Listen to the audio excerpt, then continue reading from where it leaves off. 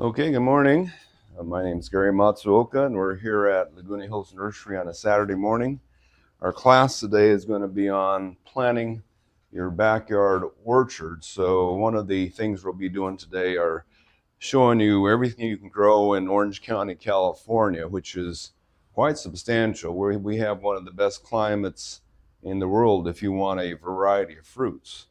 So we don't get that cold that we freeze a lot of the tropicals. We don't get, but we have enough cold in the winter to grow a lot of the temperate climate plants on top of that. So it's a nice combination. um, if we continue to get warmer, because there's a lot of evidence that the earth is warming up, we'll probably have to start not selling a lot of the temperate climate plants, but still a lot of things do work.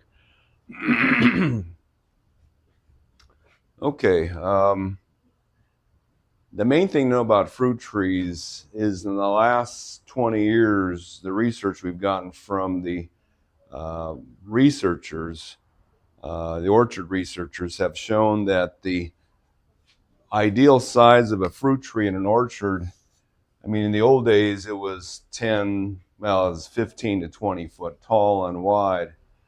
But all the research shows that the best size for trees tends to be a tree about this shape, 5 foot wide, and maybe 8 foot tall.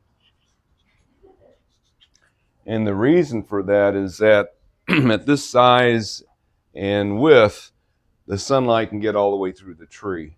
So your entire tree is productive. Whereas in the old days, we grew trees a lot larger.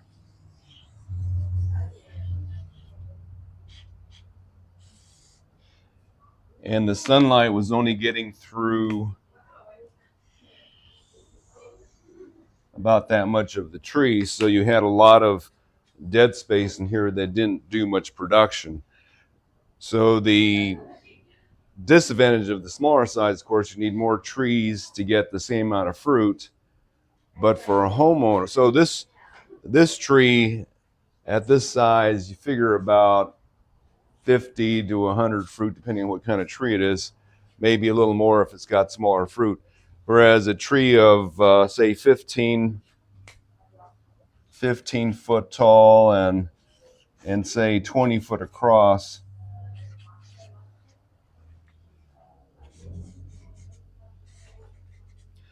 would make 400 or 500 fruit at a time. But so it'll take you about 9 trees of this size in the space of one of these trees, but those 9 little trees will make more than the one big tree. So it costs you more to get more trees, but in the long run, you'll get more fruit. And for a homeowner, like when I first started growing trees in the 1980s, a plum tree of this size, you do get around 400 fruit, and you have 3 weeks to do something with the fruit. So you just end up giving away 95% of it, because there's no way you can eat more than a couple a day. So at this size, you can eat more of the fruit. Still, if you're getting 100 fruit, you got 3 weeks to eat it. That's still a lot, but a family of 4 can handle it pretty well. So a smaller tree, and then you can have 8 other trees in that same area with different harvest periods. So you can spread your harvest out over a longer period of time instead of having all at once. You can have all these different harvest periods, and then your trees, then you can, it makes more sense. You can have more variety. I mean, the goal of fruit growers is to have people have orchards in their backyard, is to be able to go out there any day of the year and pick 1 or 2 types of fruit. So that's our goal, and it's certainly possible. Late winter, early spring, well, it's possible. We have plenty of fruits that we can do. So now you can keep them even smaller than this. So Dave Wilson Nursery, which is our main supplier of the deciduous fruit trees, in their research, they showed that any of their full-size fruit trees can be productive if maintained around 3 by 4. So 4 foot tall, 3 foot wide, as long as you prune them at the right time of year. Size control we do in the summer months. You don't want to do it in the winter. So the majority of fruit trees, what they do is, like right now tomorrow it's going to be fall. So what most fruit trees do,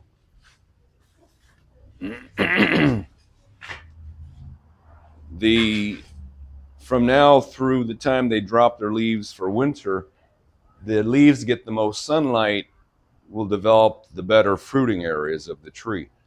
So if you leave your tree tall now, the tips of all these branches have the most strength, and then you cut it back to a smaller size in winter, you've just cut off your best fruiting wood. So generally what we do is by the end of summer, we have these trees cut down to the height we want them to fruit at the next year. And all fall, what you've got left will then absorb the sunlight, and that tree of that size will then give you your best chance for fruiting the next year. So we do size control in the summer months, and then we do wintertime, we do a thinning out of the branches, getting rid of some of the branches to make more room for growth the next year. But size control in the summer, and you'll get trees as small as 4 foot tall, 3 or 4 foot tall, fruiting very heavily.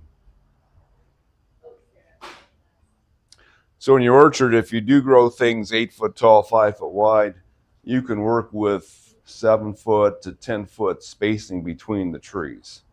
So at 10 foot spacing, you've got one tree every 100 square feet. At 7 foot spacing, it's almost 2 trees per 100 square feet.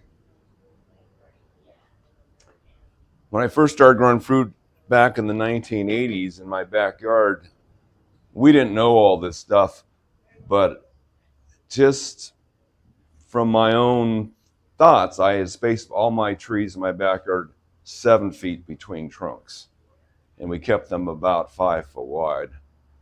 And now it turns out that is one of the optimum distances. I would say maybe 8 foot to 10 foot is a little bit better than 7 foot, but it worked for me. I was single at the time. I didn't need more than, say, 50, 60 fruit on each tree. There are some trees that you can't keep that small only because their leaves are big, like this banana here. The span of leaves on a banana tree are at least 10 foot across, so you've got to give them more room. Just can't keep them that small. And there's a few trees that we grow from seed. Now, most of the trees are grafted or air layered, so they're clones of their mother trees, and the clones tend to produce at a small size. If you get a seed-grown tree, like this loquat here is seed-grown, it's got to grow at least 7, 8 foot tall before it starts to flower and fruit. So it's harder to keep it on the small side. You have to let it get big enough to be mature. Guavas, same thing, although guavas will usually mature and fruit at about 4 or 5 feet. Loquats can take up to about 8 foot by 8 foot before they mature, so you really can't keep them that small, or else they don't mature properly.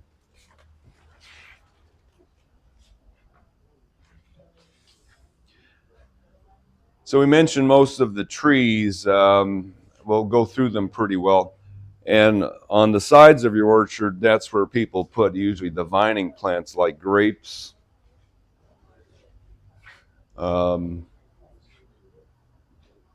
blackberries, where they need a support. So we usually put them against the wall, although you can put them out in the middle of the yard too. You can grow a grape in a fairly small area on a narrow support, and you'll get plenty of grapes. And there are some, quote, bushes that we We have blueberries, pineapples. A lot of people grow both blueberries and pineapples. This is blueberry in pots because they need special soil.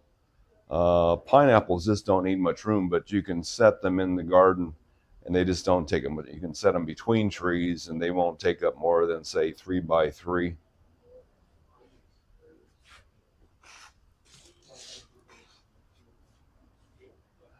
The one marginal plant that we sell are papayas. So these, no guarantees on papayas. You have to be lucky as far as the temperatures that year. Papayas love it above 80 degrees. They hate it below 50 degrees.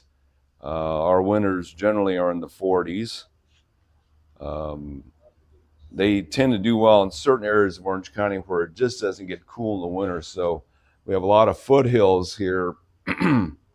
Inland foothills, they do real well on because the cold air sinks in the wintertime along the riverbeds. And then there's some plateau areas, Costa Mesa area, that stay really, really warm, and a few areas in Huntington Beach that also stay warm because they're elevated slightly.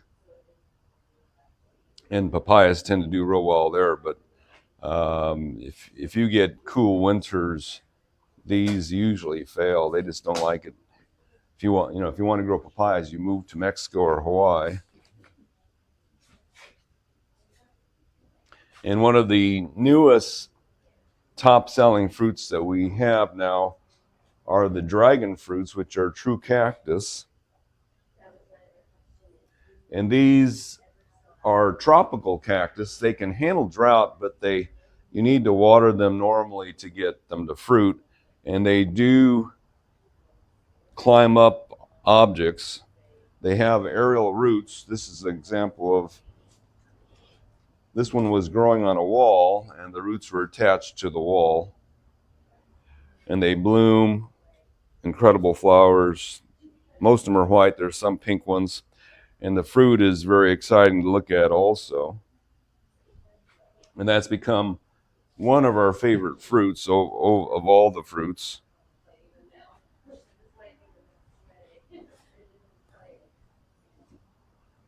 So those go on the sides of the orchard. Or again, if you put structures up in your orchard, they'll fit there too.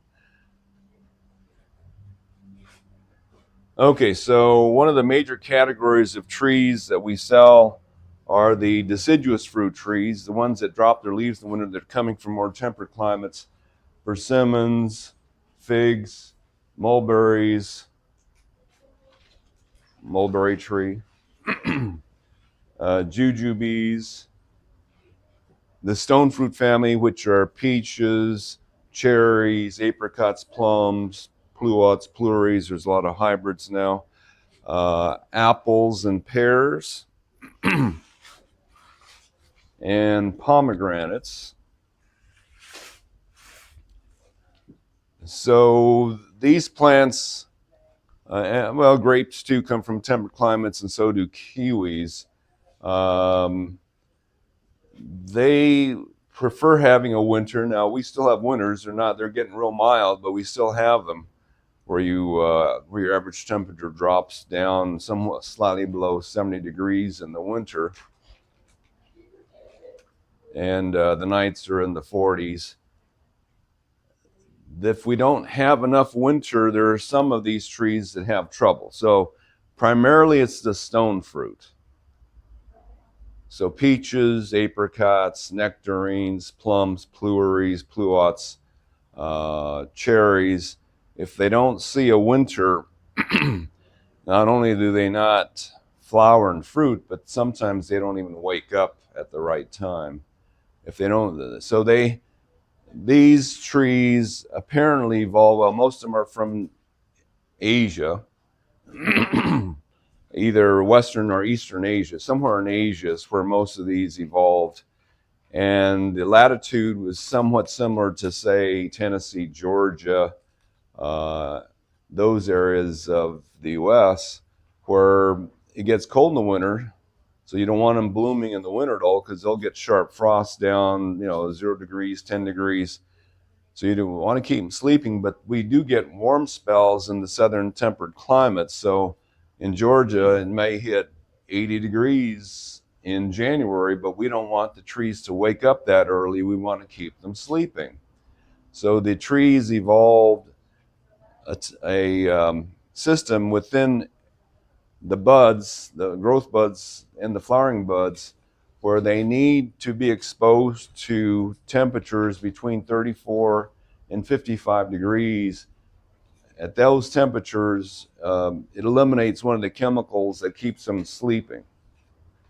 It allows the leaves and flowers to develop properly, and you need an accumulation of so many hundred hours of that temperature in order for these trees to wake up. So they want to go through so much winter before the next warm spell they actually wake up. So you want to have require enough chill to get you through the winter, but you want the winter to be able to wake the tree up on the next warm spell. So the average deciduous fruit tree that they grow in the United States needs 800 to 1,000 hours of temperatures between 34 and 55 degrees. So if you're in Georgia, most of the fruit trees there need that amount of winter. Central California, they need that amount of winter to go through the winter properly and then wake up at the right time. Orange County doesn't have that kind of temperature. I don't know if we've ever hit 800 hours of chill here. We're really mild. Last year we had about 300 hours, or earlier this year we had about 300 hours. Last year we had closer to 400, maybe even 500 hours of chill, and that's about as high as we can get. The problem we're having is with stone fruit. If they don't get their adequate chill they require, you just don't get much of a crop. It's nice to get well over the chill requirement that they need to wake up to get a real good fruit production. So if you get good chill on these stone fruits, when all of a sudden the tree is a ball of flowers, just everything explodes into bloom, you've got the chill. If the tree has a few flowers here, a few flowers there, just a few flowers at a time all spring and didn't get the proper chill, it's probably not going to get a very good crop. And with the winters getting warmer now, I've only been gardening for 45 years, so I don't know what happened before. And of course, we don't know what's going to happen in the future. When I first started gardening, we didn't have any winters. Early 80s, hot winters. I planted plum trees. They wouldn't wake up. We were throwing away, cutting down trees because they just wouldn't wake up. It was really hot winters in the early 80s. And then the mid to late 80s were the coldest temperatures ever recorded in California. Now, again, we've only been recording temperatures since the 1870s. That's when they started recording temperatures. So we have no clue what happened before that time. But 1990 was the coldest winter ever recorded, 1990, 1991 in California, where we hit 23 degrees in Orange County, 18 degrees in some canyons, I would say down to 15 degrees in the coldest spots in Orange County. San Francisco was 18 that year. Sacramento, I think, was 15 that year. So coldest temperatures ever recorded in California. And from that point, we gradually warmed up through the 90s. Still getting 400 hours of chill in the winter. Early 2000s, warmer yet. We had a cool year in 2008, and then from that point, we went to almost no chill 2014, 15, 16, 17, and then we got cooler again after that. So we'll see what's going on with our weather in the next few years. So according to the astrophysicists that tell you that the Earth's temperature is going to be following the Milankovitch cycles, which is the tilt of the Earth, the distance from the sun, a lot of things come into play. And the Earth has followed that pretty reliably for the last few thousand years. if we don't get cooler in the next 5, then human intervention has messed us up for certain. So we'll see what happens in the next 5 years. So in Orange County, it really depends a lot where you live. So Orange County, we have a lot of flat areas. We do have the Santa Ana River, the big rivers, which are a little bit low spots. And then we have all these foothills. Of course, we do have Saddleback Mountain, which goes up quite high. The coolest winter temperatures in Orange County are found along the big riverbeds, because cold air does, even though, so air is colder at high altitude, like we have Saddleback Mountain here, which is 5,000 foot. The air is colder there because it's less dense. So temperature has a lot to do with density of the air, because it's the number of air molecules that are hitting you per second that create temperature. And it's just denser down low, so you get more air molecules hitting you. The air is warmer where the air is denser. It happens to be a ½ degree every 100 foot you go up in altitude. So our mountain is 5,000 foot, so it's going to be, what, 10 degrees cooler on top every 100 feet. Wait a minute, 5,000, 25 degrees cooler than sea level, just due to air temperature. But cold air always sinks. So the canyons below the mountain peaks are going to be the coldest areas.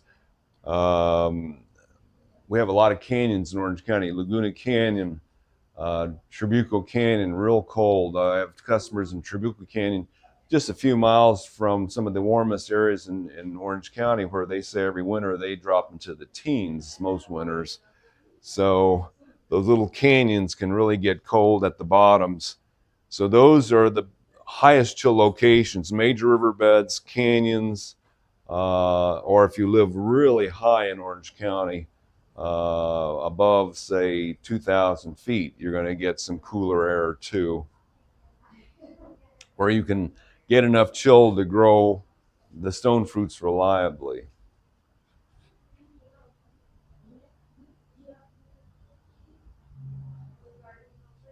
So know your location. You'll have to modify your list of what you select due to that. And on the opposite, the warmest areas in Orange County, if you want to grow tropicals like papayas, foothills of Orange County, a little higher plateau areas of Orange County away from the big riverbeds, those would be your warmer winter spots where the tropicals, papayas, guavas, bananas, avocados, mangoes. This is a mango tree here, very young one, where they'll do their best. Although mangoes, we actually took them through the 1990 freeze with no damage. So apparently mangoes can handle 23 degrees. We didn't know that. We thought they were going to die in that cold, but they handled 23 degrees better than the avocados did. Avocados just burnt up, froze. So the chill requirements are labeled in hours. So Orange County, the average Orange County area we get, this year we got right around 300.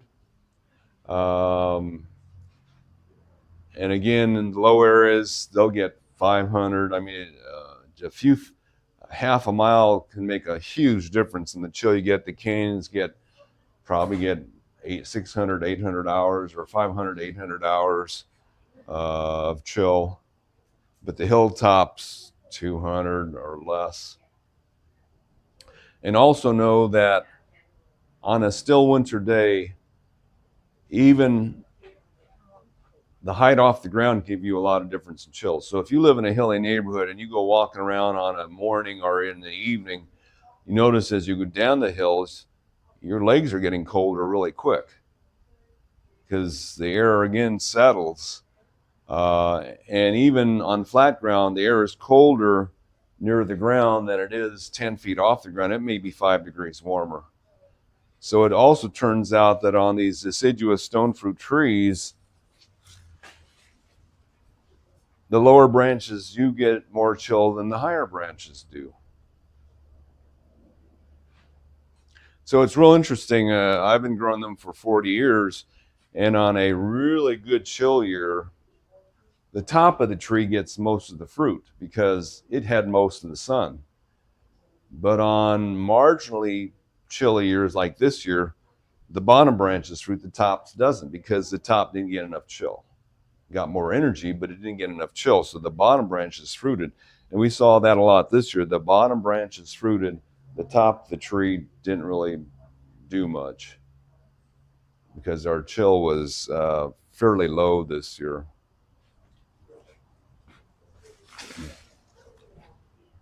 Now you can choose trees that have really low chill that we always get. So there are some trees, deciduous fruit trees we get that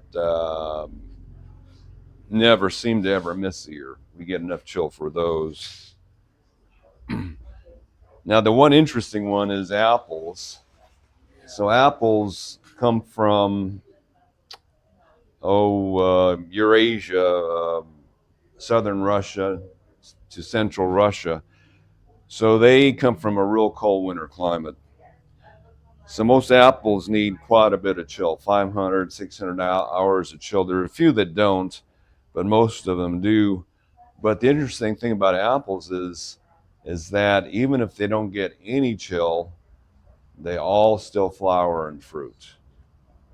A few don't make good fruit, but they all still flower and fruit. So back in the 1980s, we read articles about the Philippines where they're growing apples from New York and the Philippines. The apples they were grown, they were called Rome Beauties. They needed, in the United States, about 1,000 hours of chill.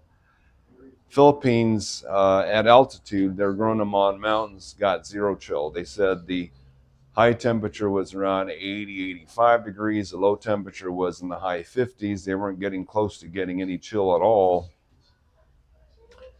So, so the trees never dropped their leaves. So what they would do with the trees is when they want a new crop, they'd strip all the leaves off.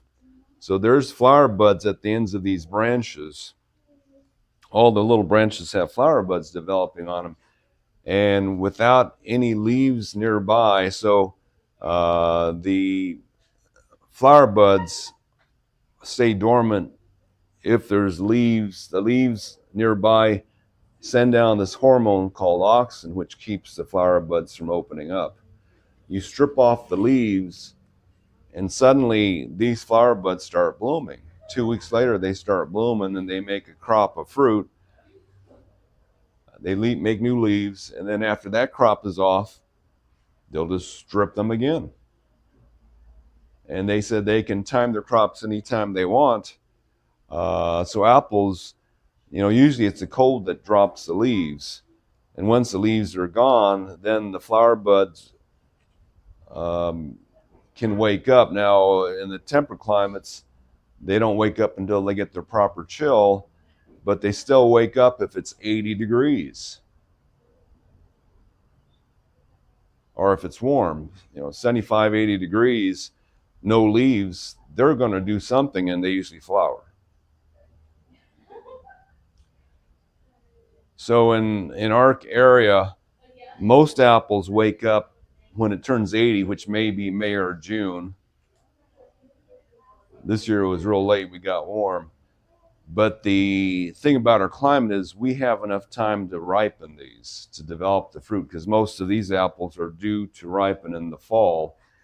And so our warm season's long enough, they've got enough time. Now, if you wake up in May or June in Minnesota and you got 2 more months to grow fruit, it's not working.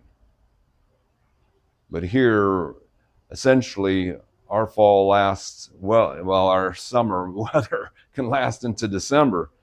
So the apples will still create fruit that's quite good in Southern California, even though we don't get the chill. Pears, on the other hand, we haven't figured them out yet. So the pears seem to bloom too, but we rarely get, a lot of times we don't get good fruit because pears ripen not in the fall, they ripen in summer. So the problem we're having with pears, it seems, is that we don't get heat early enough to wake them up to get the flowers going early enough in the year to get them to fruit in the summer. So I remember my father grew Bartlett pears for 10 years. They would bloom and fruit every year, but the fruit would come out about that big because they only had 2 months from the time they bloom till the time they were harvested to develop, and they couldn't develop any size. Now, 2 years ago, we hit 80 degrees in February and 100 degrees in April. The pear trees that year did really well. They woke up early enough that we got crops on just about all the pear trees we have. Last year, we didn't see anything above 70 until summer. No blooms, no fruit on any of our pear trees. This year was kind of in between. It wasn't a normal warm spring, but they bloomed early enough on some of the pears that we had half our pear trees making fruit this year. So pear trees seem to be kind of different than the apples in that, well, it's mainly their harvest period is earlier, so they don't have time to develop. But we're not certain that all pears do well. Will do well here no matter what, but we'll see. We'll have to start growing some of the more high chill pears. I grew Camas pear because the book said Camas pears do well in our climate. I grew the darn pears for 20 years, got one crop in 20 years. I was thinking, okay, Camas pears, no go for our area. So, unless you live in one of the canyons, more inland. So not only you get the chill, but you get the early heat too in the inland areas. We get more sun. I mean, Orange County is near the coast, so we're stuck with May gray and June gloom all spring.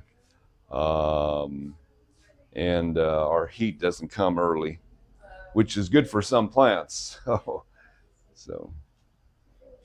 Okay, so chill, just as a reminder, the chill that fruit trees, that apples and pears and stone fruit want to get is somewhere between 34 degrees Fahrenheit to about 55 degrees Fahrenheit. But the maximum chill, so it's not 1 hour of chill at 34 degrees and 1 hour of chill at 55 degrees. You get a lot less at 55.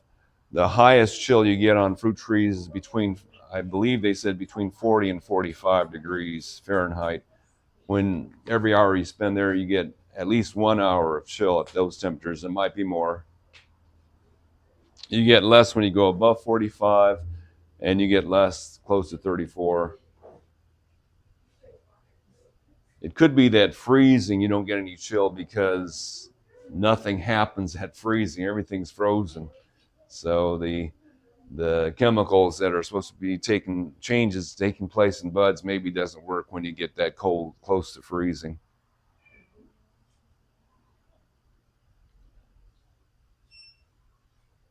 Now also, if you're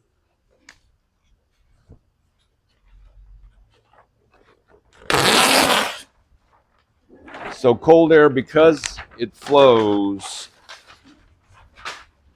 if you live on a sloped area,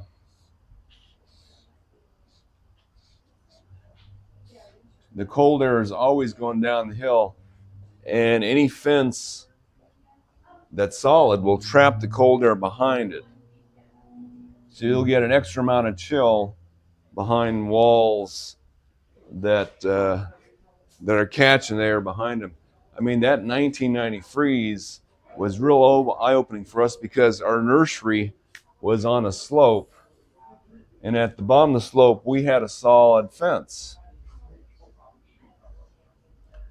There was a little riverbed out here, so since we're close to a riverbed, we collected a lot of cold air. But when we had that bad frost, we had a lot of damage in the nursery. But when you looked out at the nursery, you saw that all the frost occurred at the zone that the top of the fence was causing.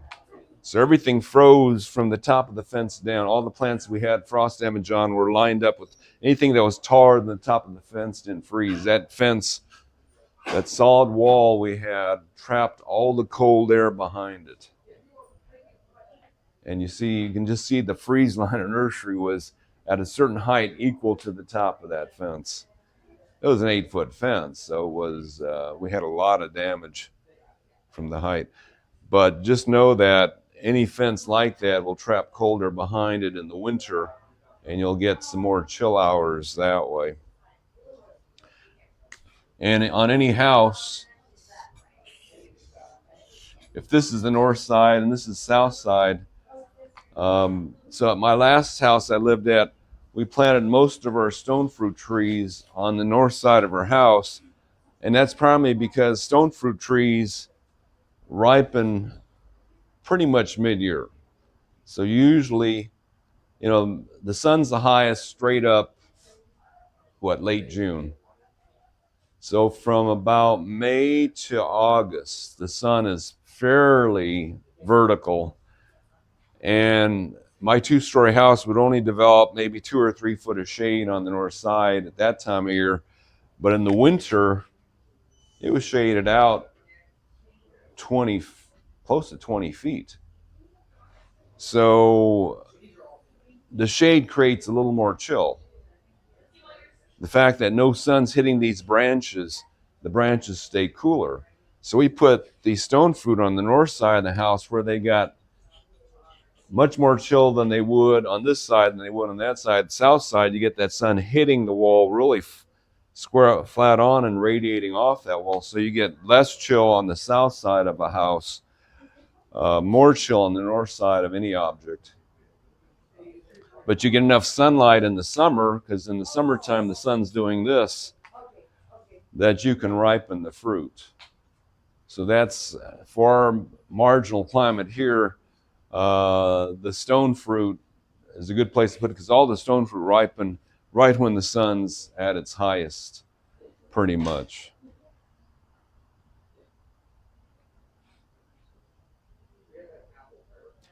Whereas most of our apples ripen in the fall when the sun's already disappearing.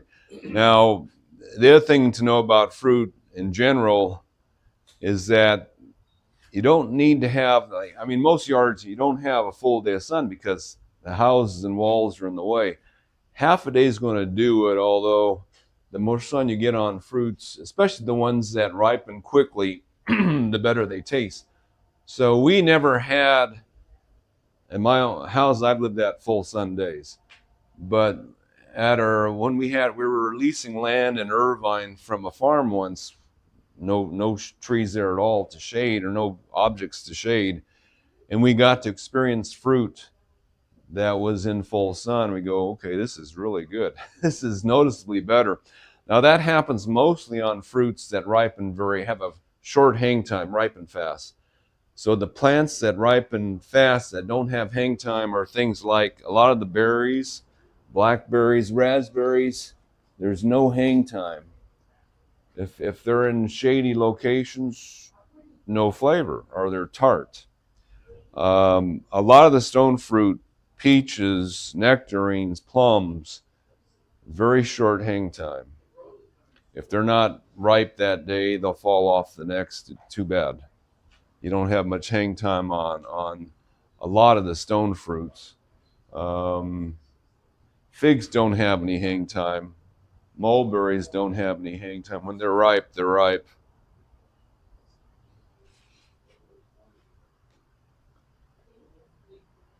So those are the ones that need more sunlight in your garden. Trying to think if there's anything else here that needs more sunlight.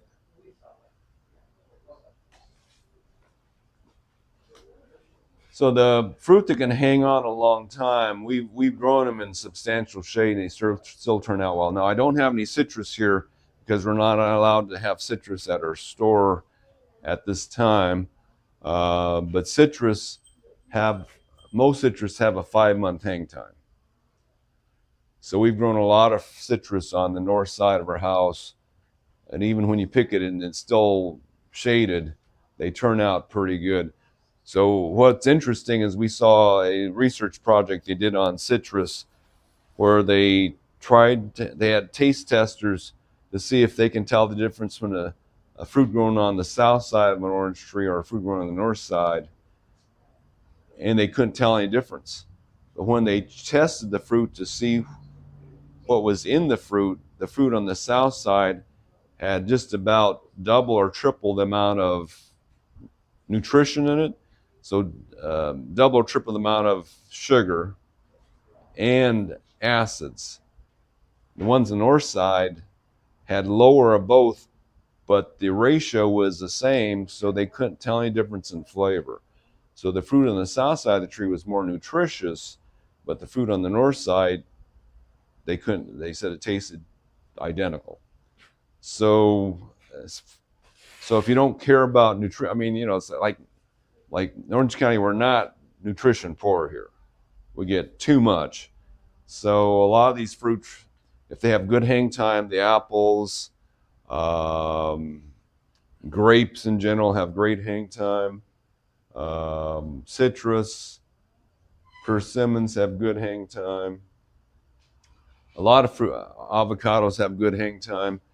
So if you have them on the north side, they'll still taste fine. Now, truthfully, they will make more fruit the more sunlight they get because they get more energy to make the fruit. But if you don't need a huge amount of fruit, the fruit quality turns out pretty good as far as taste goes on the north side if the hang time is good. So if they don't taste good today, you just leave them on the tree for a few more weeks. They'll eventually pick up enough sugar to taste better.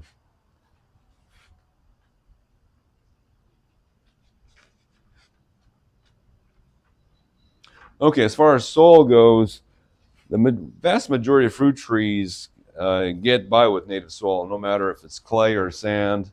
They'll do well on both. The problem we have is that not all the trees are grown properly.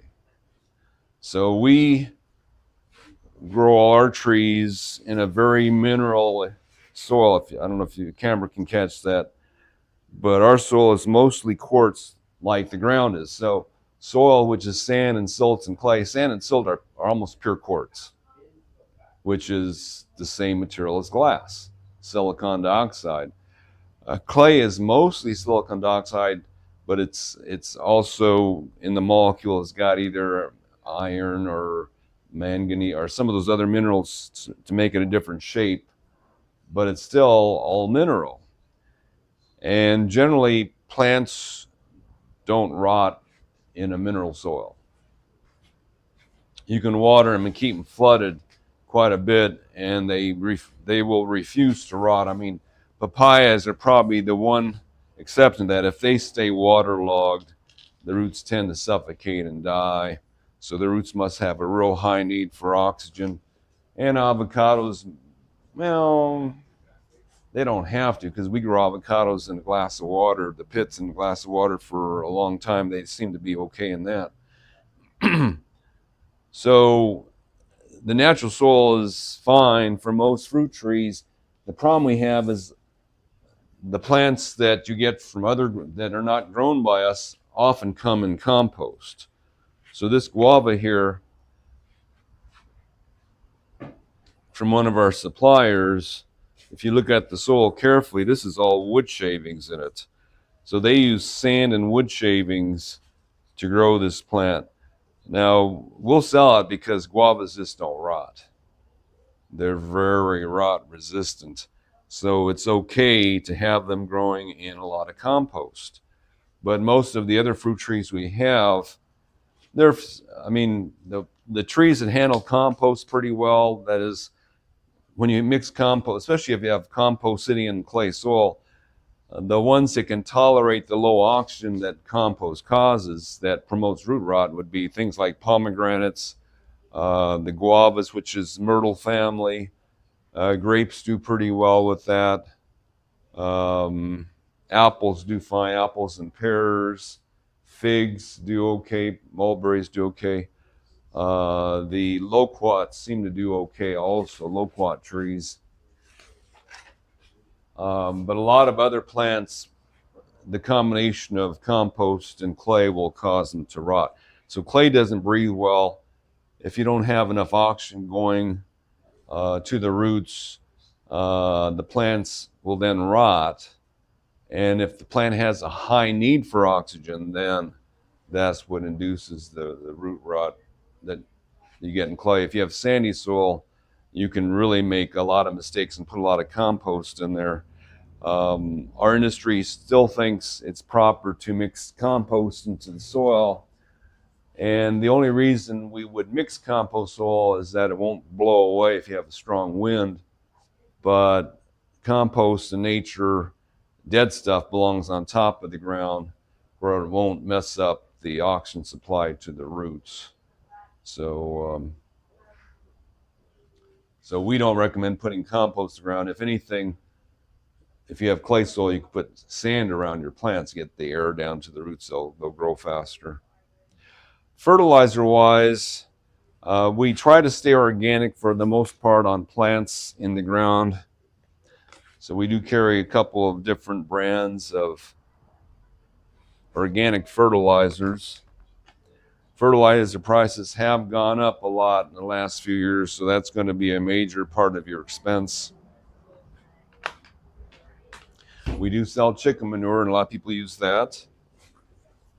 We prefer chicken manure over steer manure. Steer manure in California, or I guess across the country, they feed cattle a lot of salt.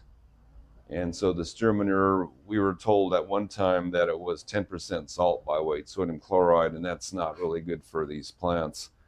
So we prefer not to use chicken. I mean, horse manure is fine. Chicken manure is fine. Bird poop in general is really powerful fertilizer.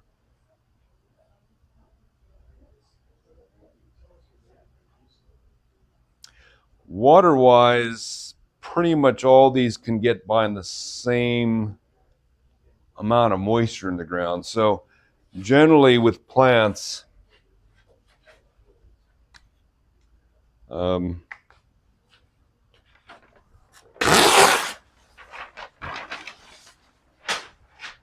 a typical plant in nature,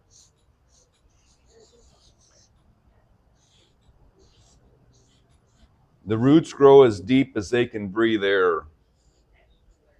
And in city locations, that's usually about 1 foot. So 12 inches deep, or say this is a 1 foot deep, that's where your roots exist, the top foot of soil. If you've got a production plant that's in production mode, so if there's fruit on it, if it's flowering, those are the times of the year when your tree needs to be moist all the way through. I mean, if your tree is half dry when it's blooming, it's just going to abort its crop. And if your tree is dry when it's developing fruit, the fruit's going to be small or it'll crack. So we got to keep this soil moisture down at least 1 foot. And the only way you can tell, unless you have the professional moisture meters that you install into the ground and attach to computers, the little handheld things with spikes on them, those things aren't accurate at all. They don't measure moisture in the proper way. They're good enough for a house plant. They'll say it's dry when it's totally bone dry and past the point where a fruit tree should ever go. So if you use one of those moisture meters in your garden, if you wait till it says dry, you just lost your crop. You cannot do that. You've got to keep the trees moist at all times. So some farmers that don't have moisture meters and proper ones installed in the ground will still walk around with a piece of rebar. It can be anything about as thick as your finger. It could be a wood dowel, fiberglass rod. If you can push it by hand in the ground about 1 foot deep, your moisture is right on target. Now on a farm, they have better soil, 1.5 feet. So somewhere between 1 foot and 1.5 feet of depth, if you can push a stick in the ground 1 to 1.5 feet where you're watering it, that's the right of moisture you want. Any moist soil, you can push an object through. If it's dry, you cannot. I mean, you knew that when in kindergarten, elementary school, when you had blocks of clay. So clay, when it's moist, you can push anything through it. Once that clay got dry, there's no way you can push anything through dry clay. The same thing with dirt. Any kind of dirt, if it's moist, the soil particles move out of the way when you're pushing something through it, and you can get it in. When it's too dry for a plant to absorb water, you can't push a stick through it. So if you get a foot of depth of moisture, and the way that they're watering farms has changed a lot. So 50 years ago, we had flood irrigation. They just opened the floodgates, put water down the little channels once a week. So it was really wet, really dry, really wet, really dry. All the research they've seen shows that the best for a farm is keep the moisture level as even as you can, evenly moist. And we saw 2 articles, well, 10 years ago, we saw articles saying there are some farms that water 18 times a day. They have computers set up, drip systems by the plant. Whatever water that plant used the last hour, they would replace the water to keep the moisture on it even. And this grower said when they changed from flood irrigation to that type of irrigation, they saved 30% on their water bill. We're getting a lot more research from orchards around the world saying they switched from, they were on micro sprinklers, equivalent to drip system. They were doing 2 hours every 2 days, and they want to see what would happen if they went to 20 minutes 3 times every day. They said trees just performed a lot better, looked better, performed better. Same amount of water spread out over time, the plants looked better. So as far as production plants go, you want to keep them, it's not huge amounts of water that you need more, but you just water more evenly. Don't do the once a week thing that, the water district tells you. The more deeper you irrigate at one time and the less frequently you water, the deeper the roots will go to reach that water. Well, when they did that in orchard research, they got the exact opposite to be true. The more frequently, lightly they watered, the bigger the root systems of these orchard trees were. So everything we've been told about watering is incorrect. Now, if you have a landscape plant that you're not expecting it to flower or fruit, let it get dry, it's fine. As long as you don't kill it, it's adequate water. But on these production plants, or if you have a rose garden, herb garden, vegetable garden, you just want to keep it evenly moist. And you're not using any more water. You're actually probably saving water if you keep it evenly moist. And then, of course, in any proper orchard, it's nice to cover the ground with a thick layer of mulch. And the depth is quite deep. They said the average in nature is 5 inches. But we've listened to seminars from farms that do 18 inches on their orchards. And the nice thing about going that deep, and what they say they do is they call up their local tree trimmer and have them dump loads of tree trimmings on their orchard, and they just spread it around. Doesn't matter what kind of wood, eucalyptus is safe. Just pile it deep. And they also noticed that real deep mulches generate water at night. So moisture condenses into something that's cooler than the air, and a lot of these mulches will be cool, and they'll actually condense water into them. So you don't have to water as much when you're covered deep in mulch. So that's important too, and that stops the weeds, of course, also. So we saw an unfortunate research project in Florida where they only covered the orchards 1 inch deep with mulch. It's like, they said they got more weeds than ever. I mean, so I wrote them. I said, shouldn't they have done it like 3 or 4 inches deep? And they said, well, that's what that wasn't in the parameters. So if you only cover ground 1 inch deep, you get a lot more weeds than you would if it was bare. Oh, the mulch also helps keep the soil cool. So it's nice in the summertime to not have bare dirt, because bare dirt, if it's 90 degree in the daytime, that soil can be 120 degrees a foot deep, which is where the root system is. So you don't want that. Roots don't like to be above 90. They found out if you have 3 inches of mulch on a 90-degree day, the soil temperature doesn't really break 90. So the roots are much, much happier when the ground's covered with something. I mean, it could be plants. You can just have short plants on the ground. I mean, a lot of orchards are planting short plants, a lot of the legumes between the rows of trees to help generate some fertilizer too. And if you have a lot of plants around your trees, you suddenly don't use more water.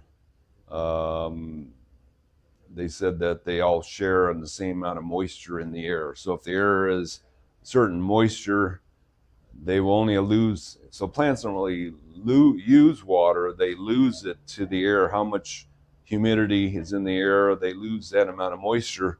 Well, if you have a lot of plants around your trees, if they lose the moisture, your trees don't have to. If the trees lose moisture, these don't have to. So they said the water usage of a orchard full of plants is not much different than an orchard that only has trees and no other plants around them.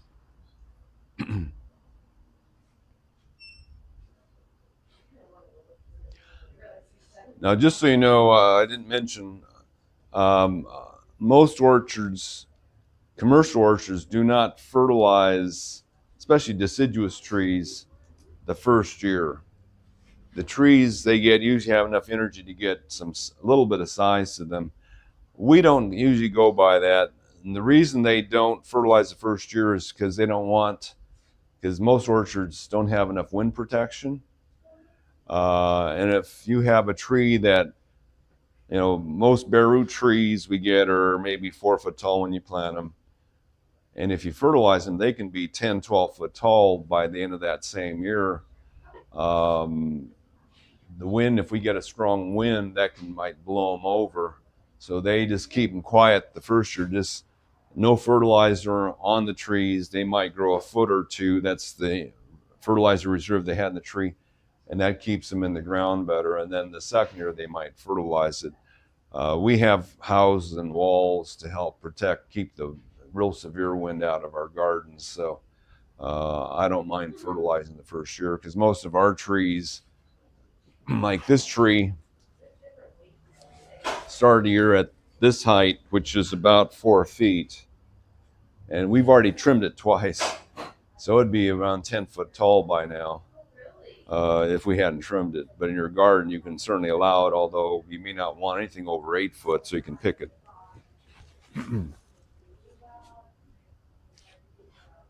So that's the thing. To keep trees the size we said, 8 foot tall, 5 foot wide, most of the trees you'll have to trim a lot, especially the first 2 or 3 years. We find in our yard that they're real vigorous the first couple years, and you've got to do a lot of pruning, more than we don't prune in the spring. We prune toward the end of spring, and then all summer we prune for size control. Most of the deciduous fruit trees, which are the fastest growing fruit trees, stop growing in the fall. So once you get to the end of summer, beginning of fall, you trim them one more last time, and that's it. And we find that over the years, if you keep them pruned to about 7, 8 foot, they just stop trying to grow fast. Say 5 years down the road, we don't have to do much more trimming on them. So the first few years in the ground, they really want to get up to their normal height. Now, a note about that, there's not many dwarf fruit trees we can get. And there's not many dwarf fruit trees anyway that have good fruit. So among peaches and nectarines, there are dwarf fruit trees that of genetically dwarfed trees that we can get of those that produce well here, but we haven't found any of them to be anywhere near the quality of the regular fruit trees. Now, the semi-dwarf rootstocks that we've seen don't do enough dwarfing. So a peach or nectarine tree that normally grows 15 foot high and wide on a standard root, you get a semi-dwarf root, it might grow 15 foot high and only 10 foot wide. It's not really doing a whole lot for us to get the semi-dwarf rootstock. You need actually a dwarf tree to make a big difference. There are 20, 30 years ago, we could get true dwarf citrus where they have a special rootstock that keeps the trees only about 5 foot. But we don't know of any commercial growers that sell trees to retail that'll use the dwarfing rootstocks. They use semi-dwarf, which might dwarf the citrus about a foot or two, which is nothing. But the reason the growers switch to semi-dwarf because the dwarfs rootstocks, the trees are slower growing, and it costs them too much to get the trees to retail. So you use semi-dwarf, which does nothing, and essentially nothing, and it doesn't help. So you do have to do your trimming. So we are stuck with doing a lot of pruning. But fortunately, most fruit trees, after a few years, will settle down and stay the height you're wanting them to stay. Okay, any questions on culture? I think I covered most of it.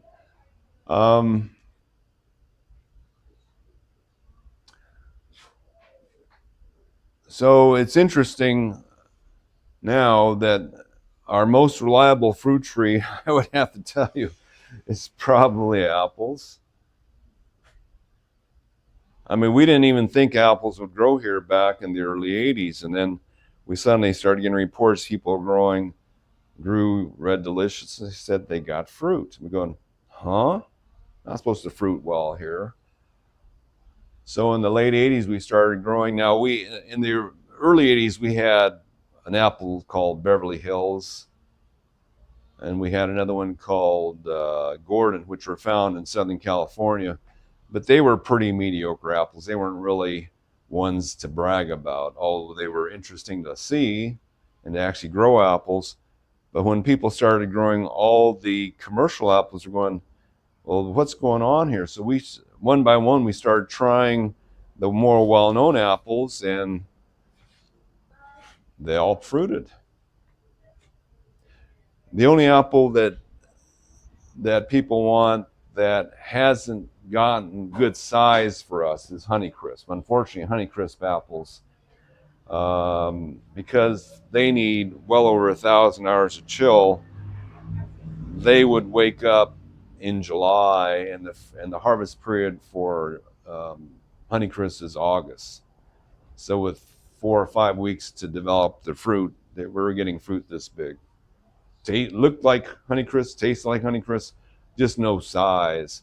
Now, the researchers say Honeycrisp will do fine in Riverside because it's a little cooler there, and it's a little hotter in the spring, so they wake up earlier and they get a good size. So in some of the canyons of Orange County, you might be able to grow Honeycrisp, inland canyons, but we grew it for 10 years, and the biggest we ever got, about like that. So we don't sell Honeycrisp. We can get them. If you really want, if you live in Riverside or Chino or Corona, those areas are inland far enough that they should be able to do. So the other thing we know about apples, the ground's always got to look wet. If the ground looks dry in your yard, apple's suffering. It needs it wet. Very shallow rooted trees. They really need a lot of water. But apples, you can get fruit on them every year. I mean, they're pretty reliable. We have a few pests around. So it's interesting, if you have two apples touching each other like this, often both get worms in them, where the moth that lays the eggs that hatches into the worms has to hide the eggs between two apples. And if the apple's hanging free like this, it normally doesn't get any worms. And what's also interesting is that apples are usually the last fruit in your yard that the birds and the squirrels and the possums and the raccoons will eat. Unfortunately, also, there's some of the last fruit that people want too. They'd rather have peaches and nectarines and apples, but apples have turned out to be about the most reliable fruit tree we have. So,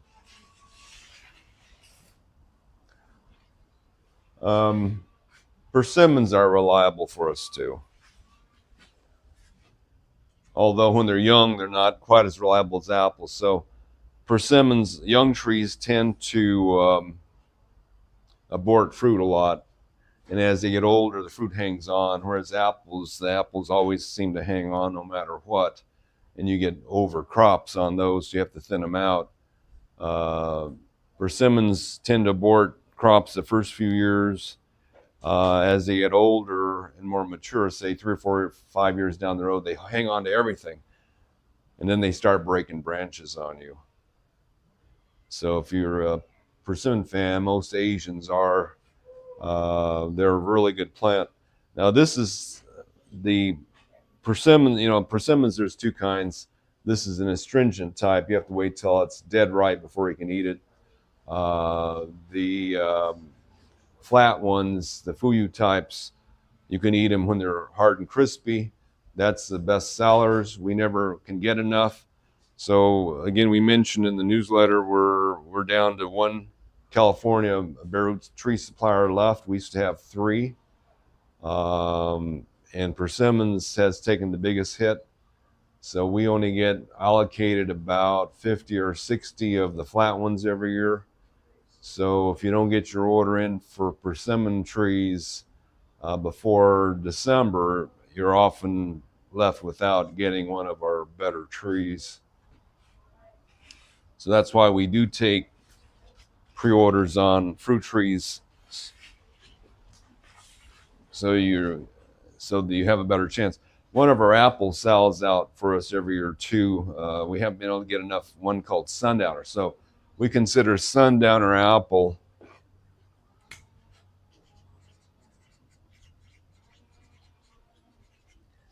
that's not a very good name. You can call it the Alzheimer's apple, but that apple from Australia is the best I've eaten. I would tell you it's the best I've eaten that we can grow here.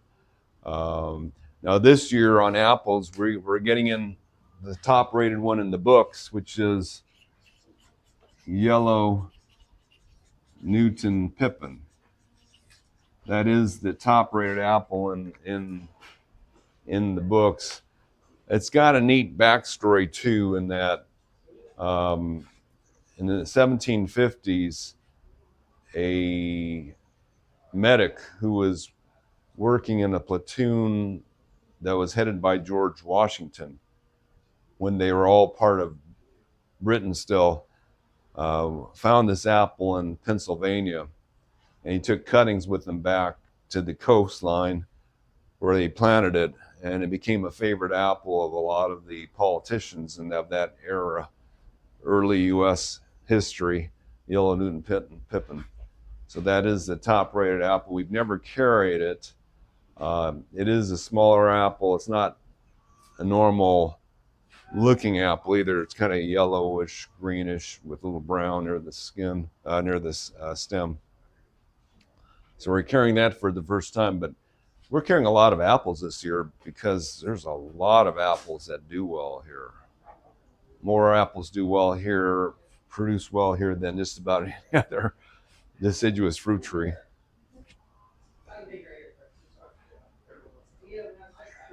Okay, on peaches, we have about 4 or 5 varieties that are no missers. So a lot of peaches do well here. Among peaches, say 10 perform well here out of maybe 300 different kinds of peaches sold. So it's not a big percentage, but at least we have a lot to choose from. So there's peaches that ripen in April, May, June, July, into August. Now, the problem with peaches is that they're a short hang time. If there's no sun on them when they're ripening, they got no flavor. So the peaches that always taste the best are the ones that ripen late June through August. So the ones that ripen early that do well here, I mean, it's nice to have one or two of them so you get peaches early, but it depends on the weather, how well they'll taste. Like a number of years ago, 3 years ago, we had a Sazi swirl peach, which is a donut type that ripens in May. Well, it ripens for 3 weeks in May. The first 2 weeks, no taste. It was totally May gray. But the last week of May, the sun came out and those peaches were decent. And you never know. I mean, 2 years ago, 100 degrees in April, hot all spring, the peaches were fine that year. And again, if you live beyond our coastal hills here, you're going to have sun pretty good in that time of year. So if you're in Corona, Chino, go with the early peaches. They're fine.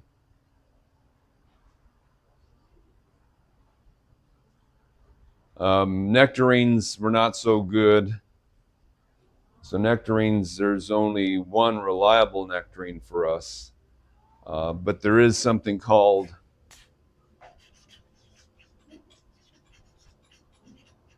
a nectar plum. So we do have a nectar plum called Spicy, and that's turned out to be, quote, the best of the nectarine type fruits. It's supposed to be a cross between a nectarine and a plum, but when we look and taste the fruit, you go, this is just a really good nectarine.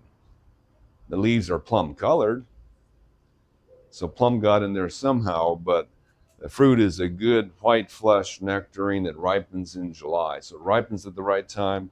The chill on it's lower than 300 hours. Real good, reliable fruit on that one, better than our other nectarines are.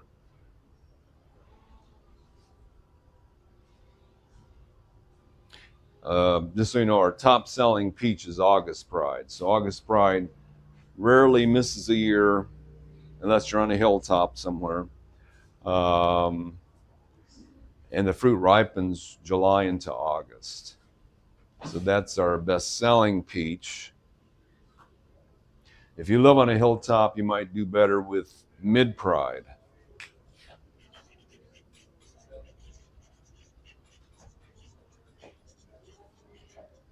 Needs less winter, ripens late June into early July. That's our second best selling peach, Mid Pride.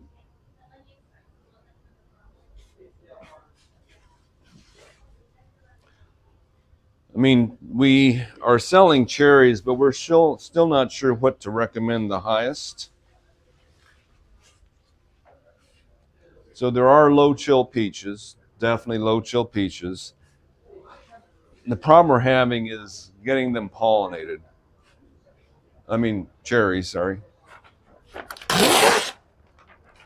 So we'll talk about this in the weeks ahead. We're still not positive on the cherries, which one to recommend the most, because most of them will produce here, but to get a better crop, you need the pollination going. I mean, if you plant all the cherries we sell, you'll get a lot of cherries.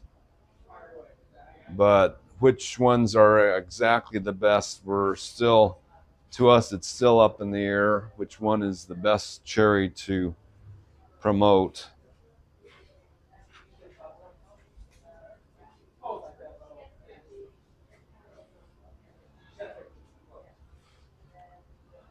Now, truthfully, plums the last 10 years haven't done all that well.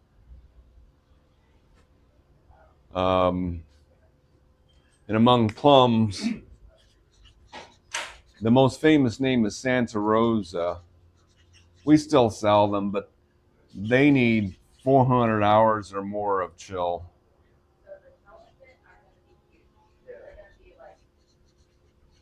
And even though we've sold them for the last 50 years, we've only seen about 3 crops in 50 years, 3 good crops in 50 years. So again, if you're inland or in a canyon or along a big riverbed, you'll get good crops of Santa Rosa plums. But for most of us, we carry them, but just be aware that because it is the top-rated plum taste-wise, but it's just not going to do that well. And most of the plums are 300 plus hours, so we haven't had a really good plum crop in a while. Now in the 80s, when I first started growing fruit trees, we had some magical plum years. In those years, late 80s especially, most of you aren't old enough to remember this, but we used to have on the radio at night, they would give us frost warnings. And pretty much every night in the late 80s, the major radio stations would remind everyone, to protect your plants from frost because it's going to drop down into the mid 30s. So when I gardened in the 80s, I had my thermometer out at night, and almost every night in the late 80s, in December and January, we're in the mid 30s. We were in a different zone in those days. You could call that zone 8, Central Valley. And I had 8 plum trees, and they all produced fruit. But nowadays, it's not happening. It hasn't happened recently, let's put it that way. Now, a few weathercasters had mentioned that they expect, with the fact that we're a lot warmer near the poles, you'll get what are called polar oscillations, where the cold air just escapes from the poles and comes down into the lower 48 states, where you'll get these real nasty cold spells in the winter. He said if the poles are colder, the air tends to stay there better. But once we get this global warming near the poles, they said the cold air, you don't get that temperature gradient holding the cold air there, and it tends to pour down across North America. So who knows, we might get a cold winter. We'll see. So we do, among the plums, Burgundy is our best seller, but it even hasn't done all that well recently. It needs about, I'm going to guess, around 350 hours of chill, which we used to get quite well, but we're not getting it now. Satsuma did fairly well this year for us. And Beauty is about the same chill on it.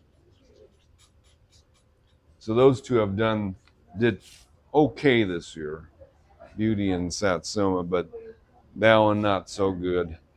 We sell a lot of Burgundy because it's the best pollinator for all the pluries, pluots, and plums. It's kind of like the universal pollinator, because when Burgundy gets its chill, it can bloom for 2 months. Whereas most plum trees, 2 to 3 weeks of bloom. We've seen Burgundy bloom for over 2 months, let's put it that way. I mean, back in the 80s when we had chilly winters, it was interesting in those days. We had chill, heat, chill, heat, chill. Because I remember my banana plants, we get a frost and all the leaves would turn black. But there'd be a warm spell and they'd grow back. And then we get another frost and it'd all turn black. And then we get warm and it would grow back.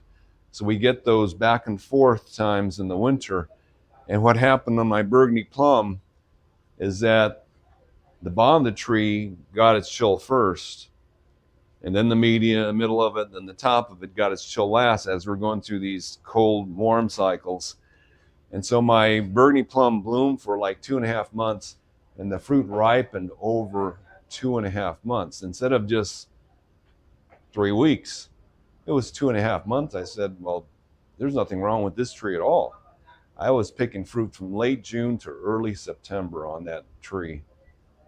And I counted them. I go, okay, I'm getting 8 today, 9 yesterday, until the whole tree was done. It was just amazing.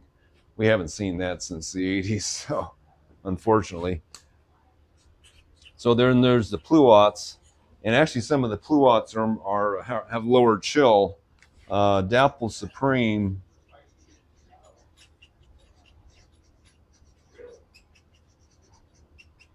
is most likely to fruit, followed by Flavor, Grenade, followed by Flavor King. The rest of them we're not trusting. And Flavor King is the best tasting stone fruit I've ever grown. It is highly, highly rated in all the books.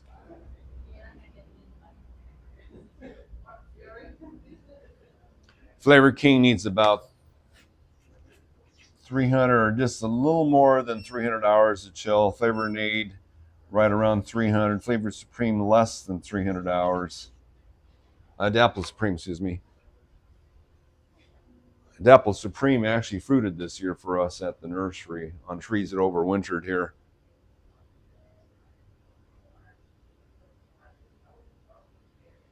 As did Satsuma Plum. Trees we had overwintered here fruited this year. So we had right around 300 hours of chill. Now, if you like plums, Pleuries have been overall more reliable. So Pleury is a plum cherry hybrid. We do have 2.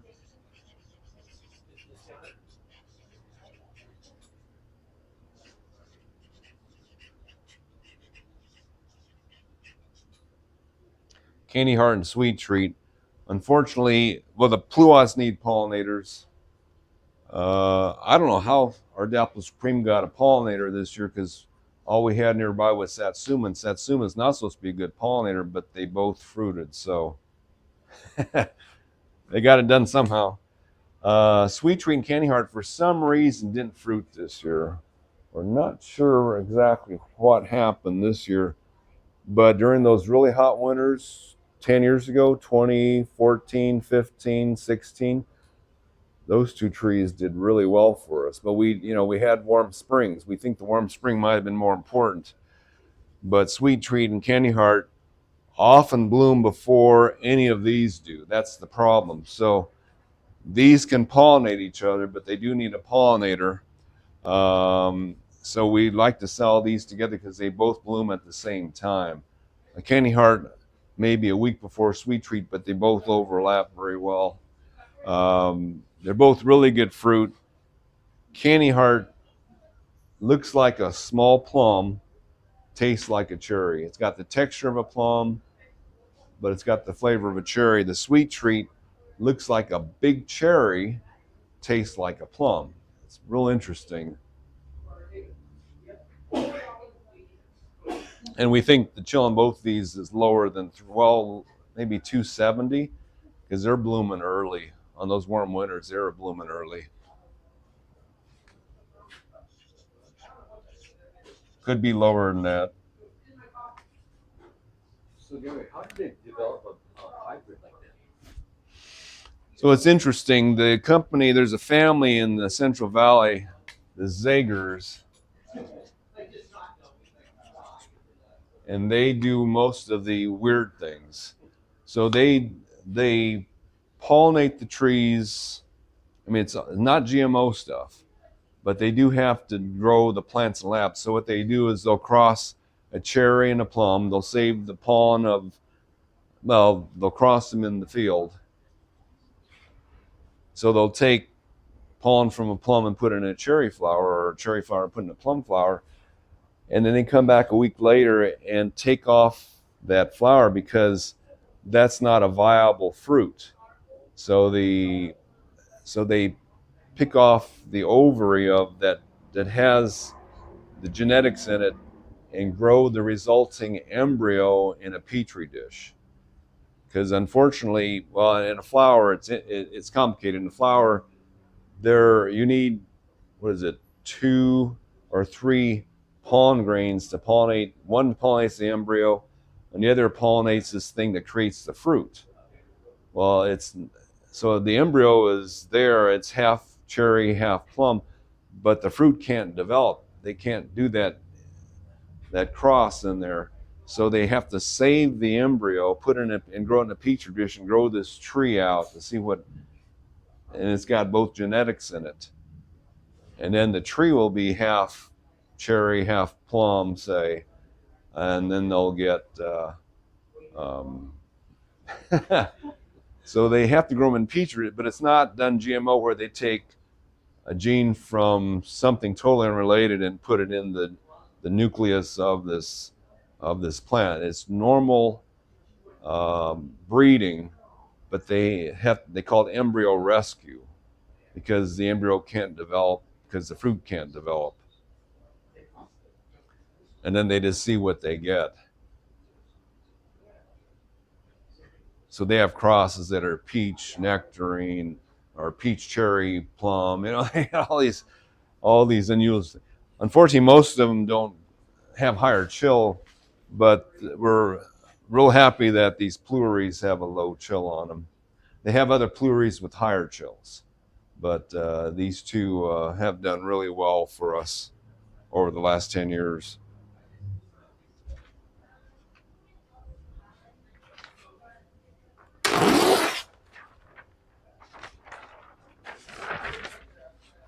So I did mention a while ago the persimmons.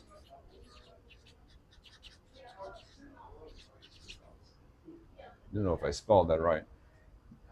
Now, the flat ones that people prefer are called fuyu, but no one grows the original fuyu. So the original fuyu was grown in the up until the 1970s, say. And then they came out with new versions of it that are superior. So the original fuyu persimmon, when I was a kid back in the 50s and 60s, I knew this fruit really well because I love, a lot of Asians love persimmons. So the original fuyu persimmon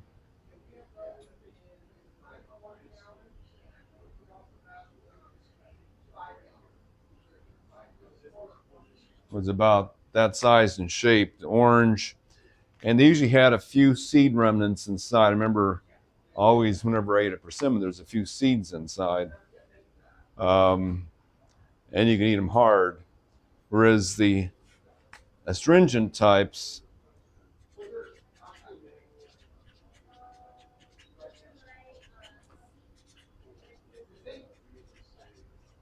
most of the astringent types, like hachia, were shaped like a top.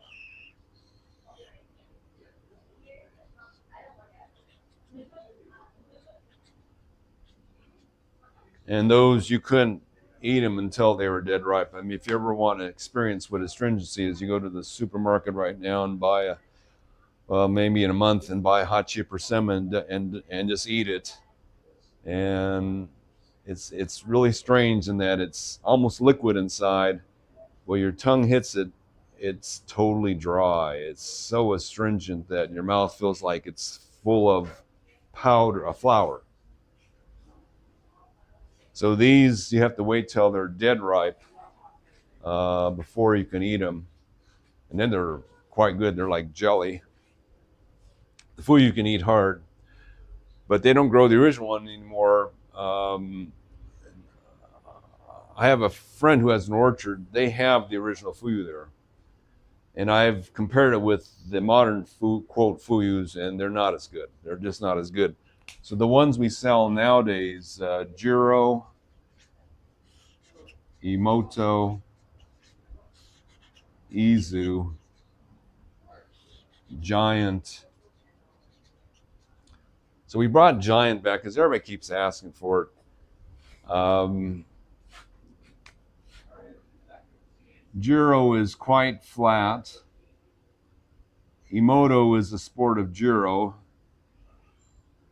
and it's a little bit more deeply lobed on it.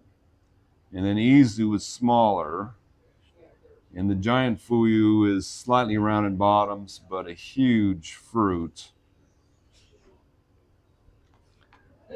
So, and all these you can eat when they're still firm.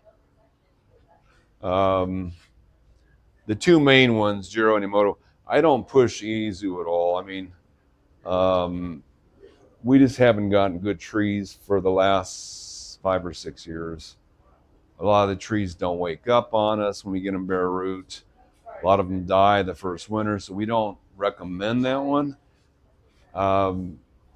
It is nice to have if you already have the rest, but because Izu ripens in summer,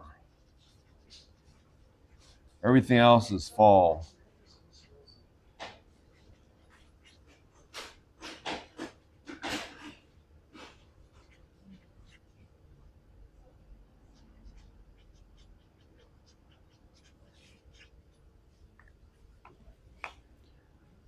So it's a nice complement because it ripens in summer, but the trees, we just so far over the years, this haven't, like this year we have had 3 that actually leafed out of 10. And 1 looks good, the other 2 look like they're failing on us. So maybe not the best choice to grow. Emoto and Jiro, the persimmons this year are the best looking trees we've ever got, are the best growing. I don't know, for some reason this year, the trees grew really, really well for us. So persimmon trees tend to be not that vigorous. And a lot of times we just get the first flush of growth, which was up to here and up to here this year. And that's it for the entire year. This year they put on a second flush and bloomed on the second flush in the middle of summer. We're going, we haven't seen them bloom in the summer before. They usually bloom in the spring. And so this is actually one of the smaller ones to have out there. A lot of our 5-gallon persimmon trees are like higher than I can reach. We've not seen them have 2 good flushes of growth like that. So really good crop. Dave Wolfson apparently did a good job on them this year. It's generally how they get the roots out of the ground. The Izus apparently just don't have good root. I don't know what's going on with the Izus. They just don't do that well. Now, we'll warn you on the giant foods, they can be maddening trees because I've grown 2 of them. Now, these are the proper names. It's not Fuyu. And giant fuyu is not really giant fuyu. The proper name for this is gosho. And it's got a reputation of aborting its crop. So it got me so mad. So I had these trees for like 5 years. And every year they'd put on like 300 fruit. And the fruit would get up to about that big. And then they'd all drop off but 1 before they ripened. And after 2 years of that, I can't take this anymore. So I just saw the trees down, planted something else. But one of my friends had one of these that was like 20 years old. He says, oh, they make plenty of fruit at 20 years of age. So it's like you got to give them time to mature before they can develop that fruit properly. But it was just maddening. So if you get a giant fuyu, just know that you have to go through the juvenile period where they can't develop the big fruit. But the fruit is, it's about the size of a grapefruit. It is difficult for one person to eat them, but I managed to do it. So love that fruit. But these are the 2 we sell out of. We also sell out of these. People buy them even though, a lot of times they bring them back. Nothing happened. So we don't recommend it.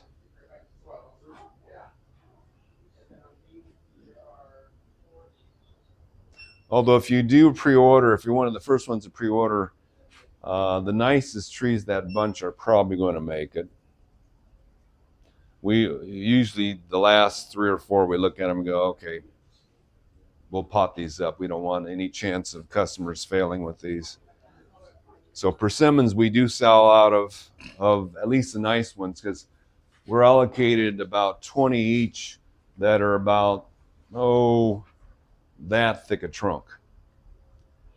And then usually if we sell out immediately, will buy in trees that are about this thick a trunk, because they have a lot of trees on their lists that no one wants, and then we'll see them and go, okay, we think we can grow them, but a lot of years they're just too small, and we won't sell them till the second year in the pot.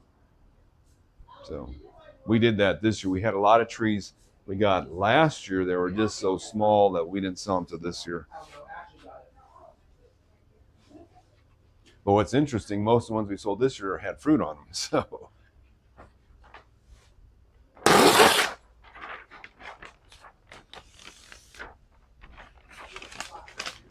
okay.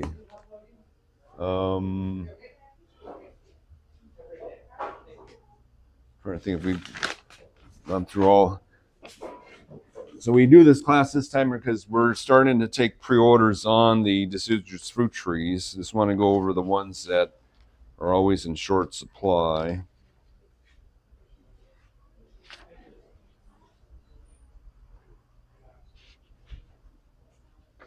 Another one that sells out for us. So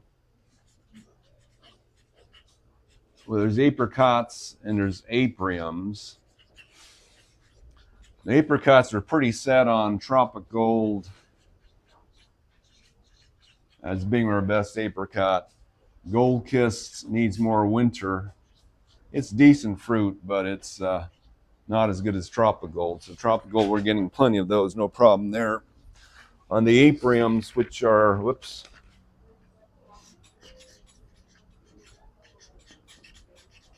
are like 3/4 apricot, 1/4 plum. There's some really good ones in here.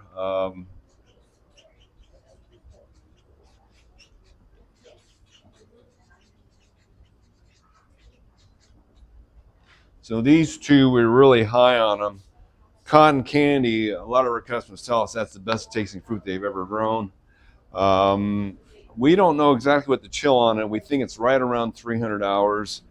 Leocott seems to be less than 300. And Leocott is like a really huge apricot. Cotton candy looks a little bit like a plum rather than an apricot. So those are really two really good, fair, reliable trees. Tropic Gold's fairly reliable. Gold Kiss less reliable. Gold Kiss is greater than 300. Tropic Gold's less than 300 hours.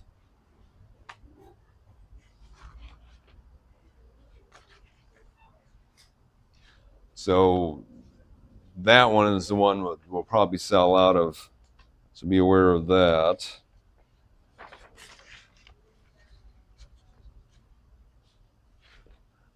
Now the jujubes,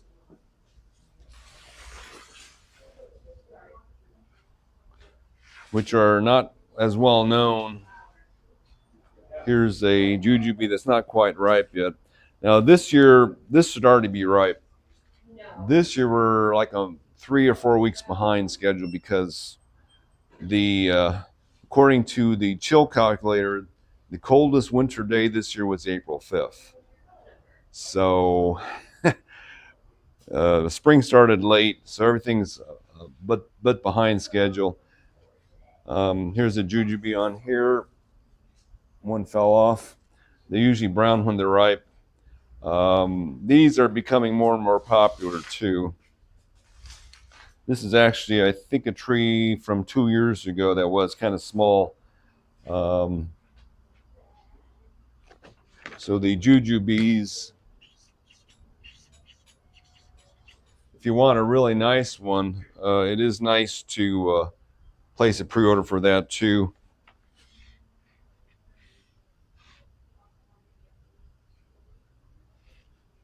Well, we're getting 20 pretty much of each one, so just get your orders and you'll be able to get those.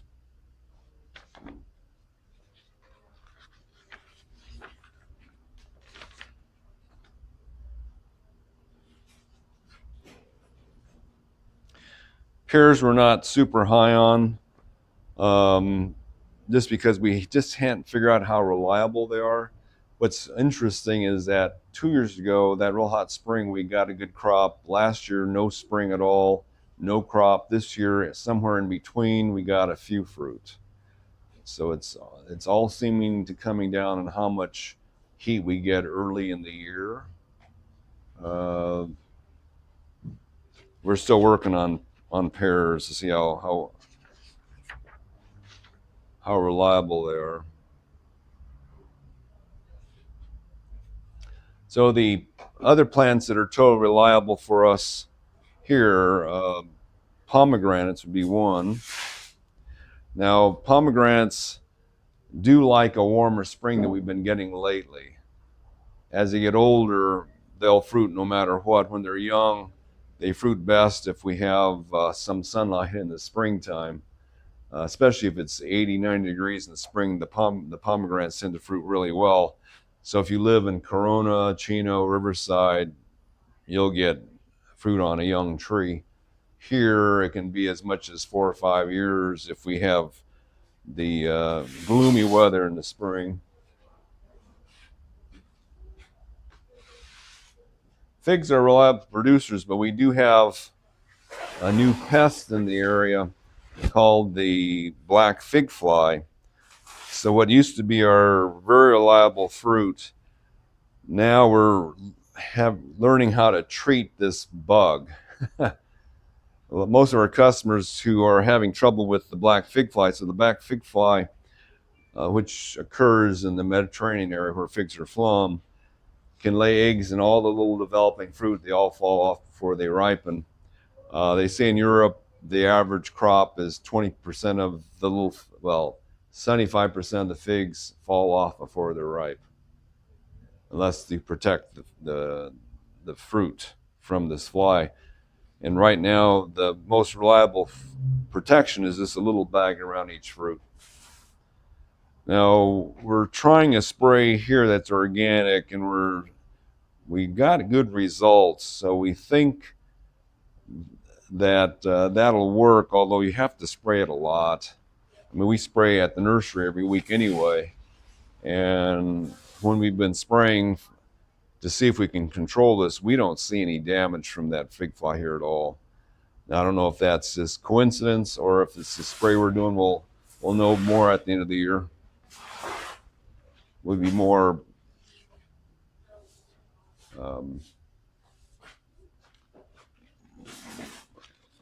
certain about our results. Now, the mulberries are quite reliable, but they don't usually fruit till they're a little more well established. So this is a Pakistan mulberry. So the mulberries don't need any winter at all, and they fruit on older wood, and this wood's not thick enough yet to fruit.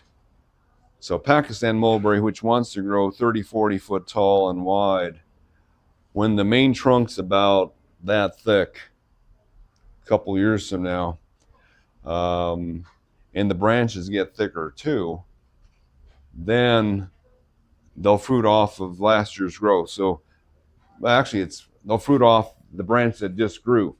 So in theory, if you have a branch that grows like this during the year and it's nice and thick, then all you have to do to make fruit is cut it back a bit, strip off the leaves, and the branches that grow off this branch will have fruit on them.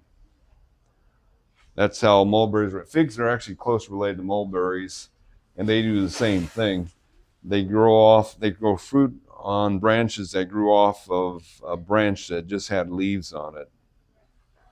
So they grow off of second-year wood. Now, figs occasionally will fruit off of older wood, so they don't follow that exactly, but so far the mulberries, yeah. So in theory, if I take off the leaves and cut this back, the branches that grow off here will flower and fruit. But this is a very young plant, and a lot of times it doesn't happen. But as this tree matures and gets a thicker and thicker main trunk and thicker branches on it, then we find that, if you just leave them alone and we get plenty of water, they fruit once a year in the late spring. But then if you start cutting your trees after they fruit, then the growth that comes off of those branches will flower and fruit again. And we've gotten 3 or 4 rounds of crops on a single mature mulberry tree. Now, some mulberry trees mature at a smaller size. Pakistan, again, wants to get huge. If you keep it in a pot, it might take a few years to get up to size in the ground. Like these things can grow 20 foot in the air. I mean, this was a cutting this tall. It was a stump in the dirt 8 months ago. Yeah, 8 months ago. We stuck a piece of branch about this long in a pot and grew this tree from it. You can see how much it's grown so far this year. That's about 7.5 foot it's grown this year. And if this was in ground, it'd be probably growing a little faster than that. Now, a friend of mine has one of these in his yard. He keeps it 8 by 8. He says he's got to prune it every month. But he has almost continuous production of fruit from, say, April all the way to December, because he's always trimming it, and it's always regrowing off big branches. And Pakistan is the one that makes these really, finger thick, 4 or 5 inch long berries.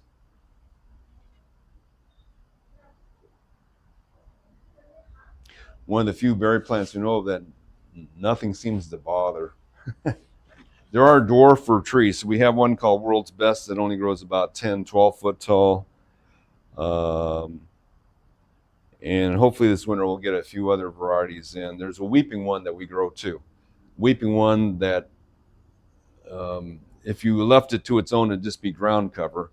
The grower stakes them up so high and then the branches just weep to the ground.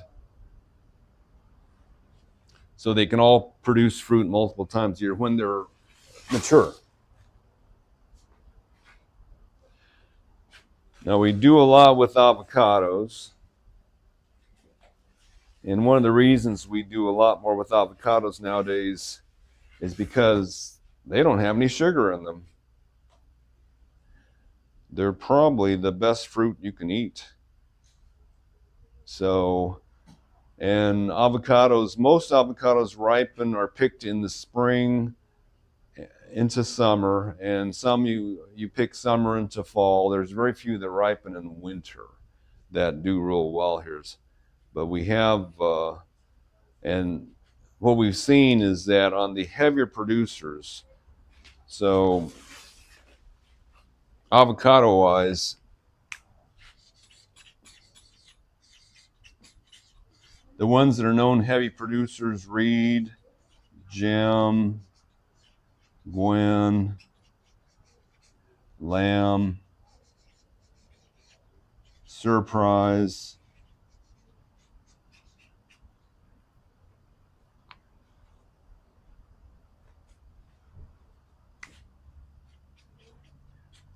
Don Gilligley,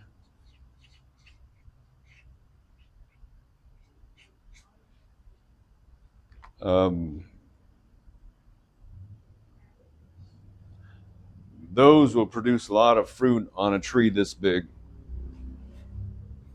We've seen pictures that they took at the field station Irvine back in the 80s when they had Gwen and Reed there, and trees were only a couple years old, 50 fruit, 3 years old, over 100 fruit, just crazy production. So you can get a lot of avocados on certain varieties. I mean, Hass is a light producer overall, Forte, not worth growing, but some of these are real good producers on a small tree. So they'll fit in the backyard orchard quite well.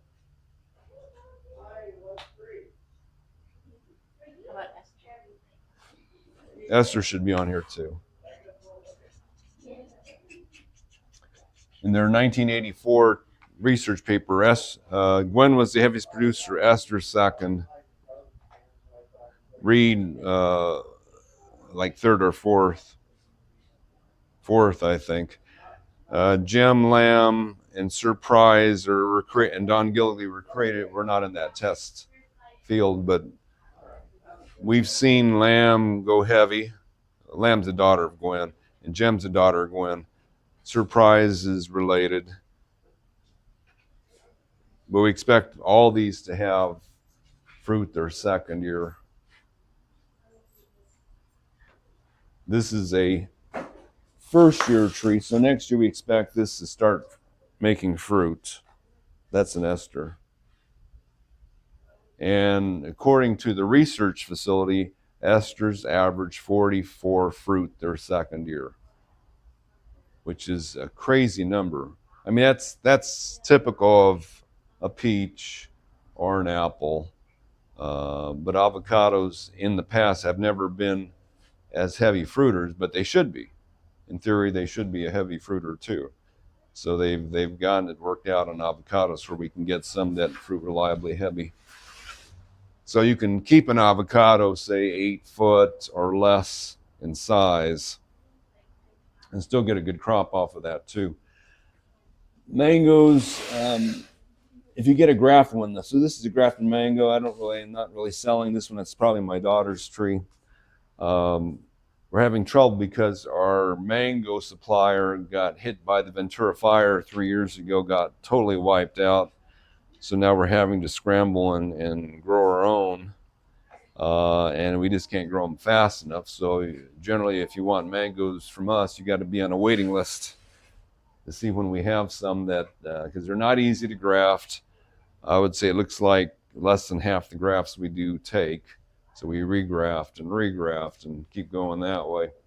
So they are troublesome trees to graft. You can grow them from seed too, and the fruit can be quite good from seed, but just know from seeds, plants have to grow bigger to start fruiting. So than they would if they're grafted. So this thing can flower next year at this size and make fruit. It won't grow when it's making fruit, but it can make fruit at that size. Now, bananas are kind of fun, but they are big, so you need to have a little more room for bananas. We haven't had any bad winters for them for about 10 years. It just hasn't been that cold. Even commercial bananas could have done well lately. Now we grow on the bananas, mainly this one called Dwarf Brazilian.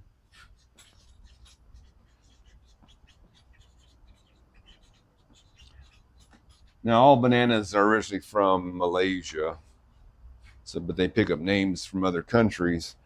Dwarf Brazilian in the Philippines known as Catarina Prata, and Hawaii is known as dwarf Hawaiian apple. But we find it to be the best overall banana we can grow for several reasons. The fruit can handle temperatures as low as the high 20s, whereas store bananas can't do it. Store bananas, you put in the refrigerator at 30-something degrees, they're totally mush. So if you're growing a store banana yard and we hit low 40s, you've lost your crop. Dwarf Brazilian can go into high 20s, you don't lose your fruit.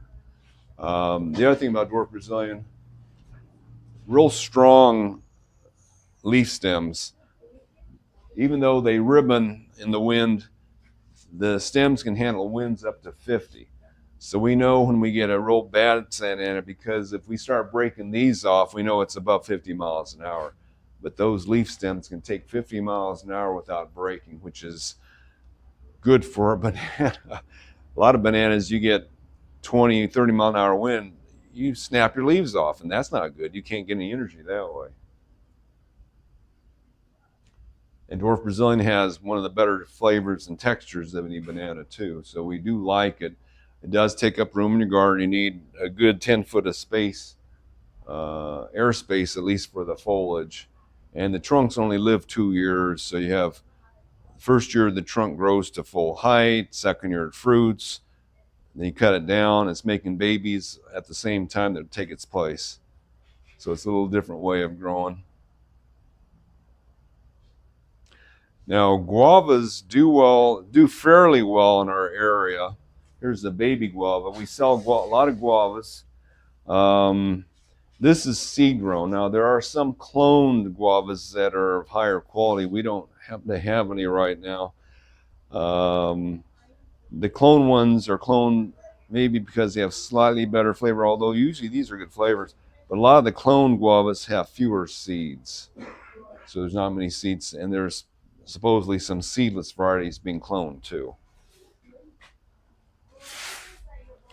The guavas are in the myrtle family, and there's actually a lot of myrtle family fruits that do well here. We're a little low right now. This is the Suriname cherry, which is in the myrtle family. Beautiful small evergreen tree. It's actually a very good ornamental edible because they're evergreen. They got beautiful bark on their trunks. We kept one just like this by our mailbox, trunk up to here, a head like this. So maybe 7 foot, maybe 7 foot by about 5 foot wide. The thing flowered year round, and it made little cherries or fruit year round, about the size of a cherry that are ribbed. They look like miniature pumpkins. One seed in the middle, tastes like tangerines. And the tree is real colorful because the flowers are white, developing fruit is green, then it goes through stages of yellow, orange, red, and they're ripe when they're purple. So quite attractive trees in the garden too.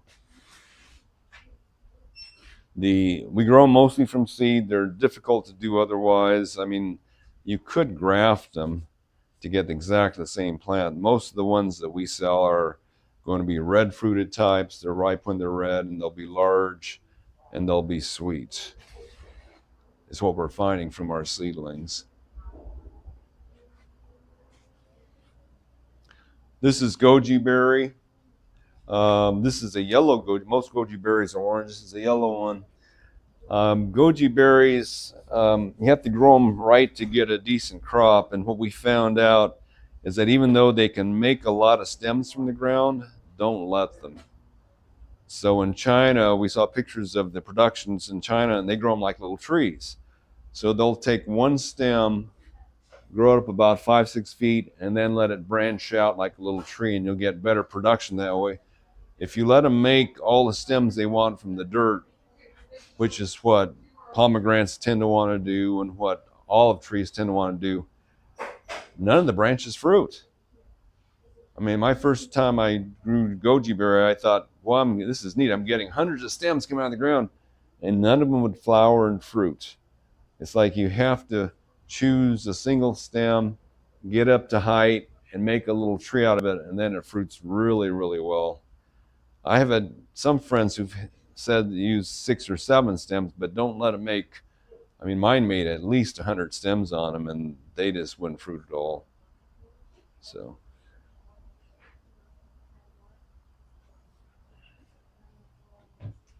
And then the dragon fruit, because they're climbers, you can put them on the side walls of your orchard, or you can make a little wooden stand in the middle of your orchard. Traditionally in Asia, where they grow a lot of dragon fruit, even though they're native to Central America, in Asia they grow a lot. They use, because wood rots so fast because it's so wet there, and metal corrodes fast because it's so wet there, they use concrete blocks. And you'll see that in Orange County in a few yards where they've made a stack of concrete blocks, a little column, and they grow one stem up each side of the column. They just cling to the column as they go up, and then they come out and hang, and they develop flowers and fruit off these hanging branches. This was hanging off a wall, and grow it that way.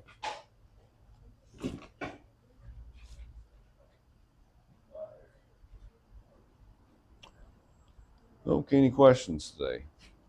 So that was a lot to cover. We'll go into more detail on a lot of these fruit trees in the next few weeks. Just as a note, we sell kiwis, but we don't recommend them highly. They're big vines, very fast growing. They seem to do better if we have a definite winter and a definite summer. There used to be kiwi farms in San Diego County. They're gone. Most of them are now in the Central Valley, where they have a definite winter and summer. Kiwis are really fast, even faster and more vigorous than, say, grapevines are. So grapes are nice. You can put them almost any wall. They don't need full sun. They can grow on a small support too. And the grapes we sell, I mean, the grapes at the supermarket don't do well here. Most of the grapes at our supermarkets, Flame and Thompson Seedless, are pure European grapes. Actually, you would have to say they come from Persia, where it's ice and arid. And in our climate, they just mildew like crazy. So we go with the grapes that are hybrids between Canadian grapes and European grapes, or Russian grapes and American and European grapes. We do some kind of hybrid, so they don't need the heat, they don't mildew as easily. They do better in our climate. But yeah, kiwis can be a challenge. Um, they don't tend to fruit when they're young. Grapes, you get fruit the second year. Kiwis take a few years to develop, and in those meantime, they're growing like a weed. So they can just become massive plants.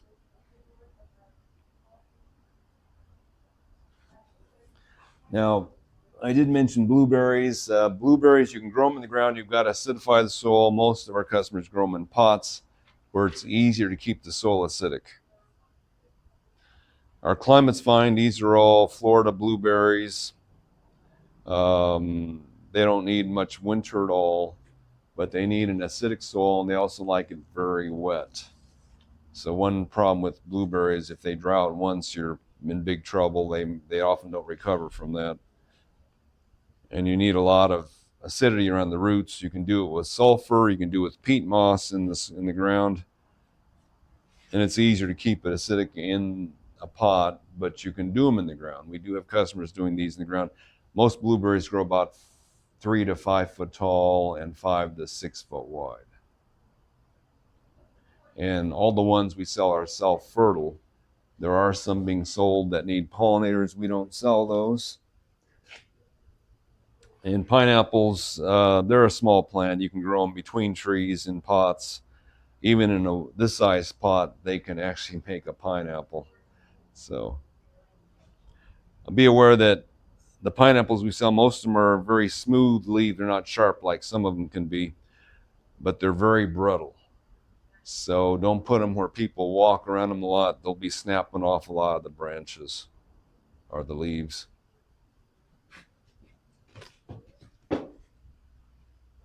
Yes. For California native fruits, I've noticed it's like mostly just like strawberries and things like that. Is that all we really produce here, or do we have any trees that give us fruits? Or Yeah, the question was, do we have any native fruits? There's not much.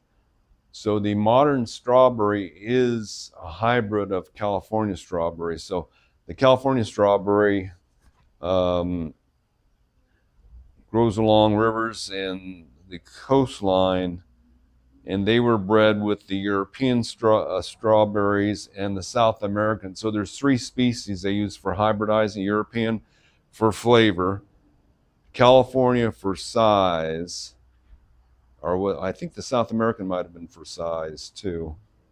So we have bigger strawberries native here, but they're not that good of flavor. So the hybrids were grown.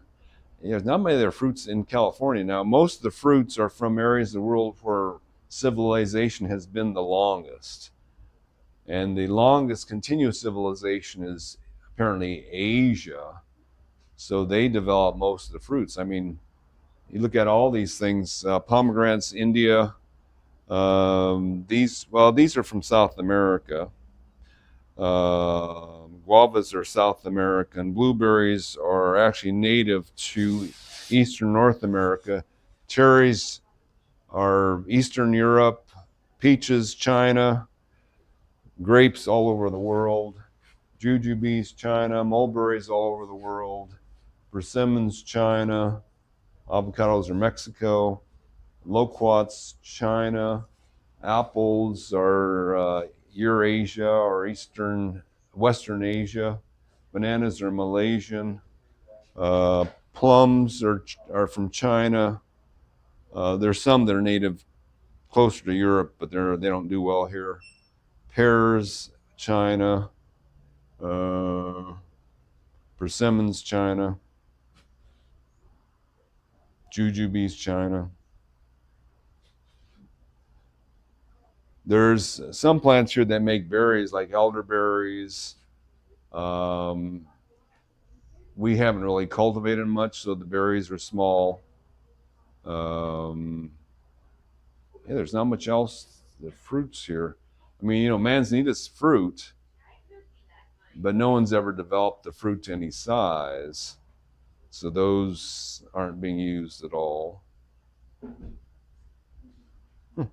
Yeah, we don't have much here.